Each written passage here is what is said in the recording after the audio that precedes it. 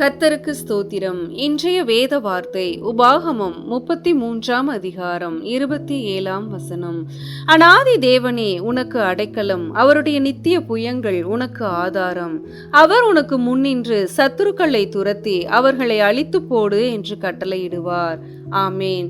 ஆதியிலே வார்த்தை இருந்தது, அந்த வார்த்தை தேவனாய் இருந்தது, அந்த வார்த்தை தேவனிடத்தில் இருந்தது என்ற அவருடைய வேத வாக்கின்படி நம் ஆண்டவராகிய இயேசு கிறிஸ்து என்னும் உயரிய நாமமே நமக்கு உயர்ந்த அடைக்கலம்.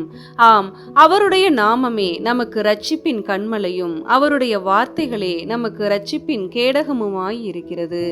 வானோர் பூதலத்தோர் பூமியின் கீழானோர் யாவருடைய முழங்கால்களும் முடங்கிடும் என்ற சத்திய வாக்கின்படி நம் சர்வ வல்லவருடைய நாமமே, ஆண்டவராகிய இயேசு கிறிஸ்துவின் நாமமே நமக்கு உயர்ந்த அடைக்கலம். ஆம், கர்த்தரின் நாமம் பலத்த துருகம், நீதிமான் அதற்குள் ஓடி சுகமாய் தங்கியிருப்பான்.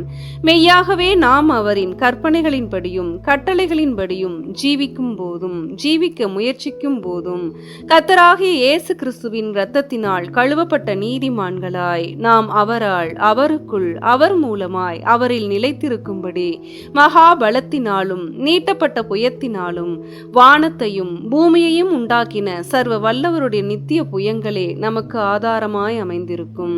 ஆம், கர்த்தரின் வலதுகரம் உயர்ந்திருக்கிறது, அவரின் வலதுகரம் பராக்கிரமம் செய்யும் என்ற அவருடைய வேத வார்த்தையின்படி அவர் நம்மை சகல தீங்கிற்கும் நெருக்கத்திற்கும் விலக்கி நமக்கு அடைக்கலமாய் நமக்கு ஆதாரமாய் இருந்து நம்மை நித்திய பாதையிலே சத்திய வழியிலே மீட்பராகிய இயேசு கிறிஸ்துவின் நாளில் உருவாகிற இரகசிய வருகையிலே கரை திரை பிழையற்ற மனவாட்டியாய் தேவன் தாமே நம்மை மறுரூபப்படுத்தி மகிமையிலே ஏற்றுக்கொள்வார்.